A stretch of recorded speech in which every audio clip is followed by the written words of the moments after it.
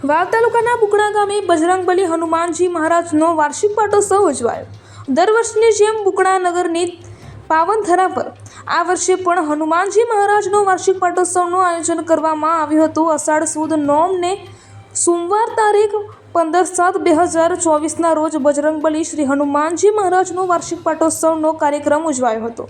આ ભગીરથ કાર્યમાં ધર્મ લાભ, દર્શન લાભ તેમજ પ્રસાદનો લાભ તમામ ધર્મપ્રેમી જનતાએ લીધો હતો। જ્યારે આજરોજ વહેલી સવારે હનુમાનજી મહારાજના સાનિધ્યમાં હવનનું આયોજન કરવામાં આવ્યું હતું।